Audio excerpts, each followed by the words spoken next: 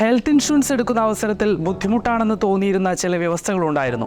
ഉദാഹരണത്തിന് ലിങ്ക്ഡ് ആശുപത്രികളിൽ മാത്രം ക്യാഷ്ലെസ് ട്രീറ്റ്മെൻറ്റ്, നിലവിലുള്ള രോഗത്തിന് ക്ലെയിം ചെയ്യാൻ പറ്റാത്ത അവസ്ഥ തുടങ്ങിയവ. ഇതിനെല്ലാം മാറ്റം വരുത്തിയിരിക്കുകയാണ് IRDAI. ഇതിൽ പ്രധാനപ്പെട്ട 5 മാറ്റങ്ങൾ ഇവയാണ്. സാമ്പത്തിക ലോകത്തെ പുതിയ അപ്ഡേറ്റുകൾ അറിയുന്നതിന് ഈ ചാനൽ സബ്സ്ക്രൈബ് ചെയ്യുക. Number 1, cashless claim. മുൻപ് നെറ്റ്വർക്ക് അല്ലാത്ത ആശുപത്രിയാണെങ്കിൽ ക്യാഷ്ലെസ് ക്ലെയിം കിട്ടുമായിരുന്നില്ല. ബില്ല് ആദ്യം സ്വന്തം പോക്കറ്റിൽ നിന്ന് അടച്ച ശേഷം മാത്രമേ റീഇംബേഴ്സ്മെൻറ്റ് ക്ലെയിം ചെയ്യാനാവൂ. ഇപ്പോൾ ഏത് ആശുപത്രിയിലാണെങ്കിലും ക്യാഷ്ലെസ് ക്ലെയിമുകൾ നടത്താം.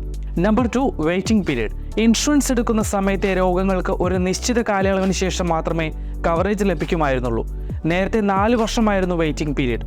ഇത് 3 വർഷമായി ഇപ്പോൾ വെട്ടിക്കുറച്ചിട്ടുണ്ട്. Number 3, AYUSH treatment. ആയുഷ് ചികിത്സകൾക്ക്, അതായത് ആയുർവേദം, യോഗ, യുനാനി, സിദ്ധ, ഹോമിയോപ്പതി എന്നിവയ്ക്കും ഇനി കവറേജ് ലഭിക്കും. വ്യവസ്ഥകൾ പാലിക്കുകയാണെങ്കിൽ ആയുഷ് ട്രീറ്റ്മെൻറ്റിനുള്ള ക്ലെയിം അനുവദിക്കപ്പെടും. Number 4, claim clearance. ആശുപത്രിയിൽ നിന്ന് ഡിസ്ചാർജായി 3 മണിക്കൂറിനുള്ളിൽ ഇൻഷുറൻസ് ക്ലിയർ ചെയ്യണം.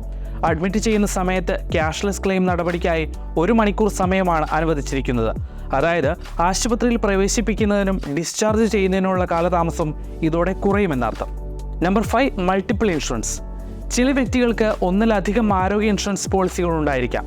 ഇതുപയോഗിച്ച് ഒരൊറ്റ ഹോസ്പിറ്റലൈസേഷന് വേണ്ടി ക്ലെയിം ചെയ്യാം. ഉദാഹരണത്തിന് 5 ലക്ഷം രൂപയുടെയും 10 ലക്ഷം രൂപയുടെയും 2 പോളിസികൾ ഒരാൾക്കുണ്ടെന്ന് കരുതുക.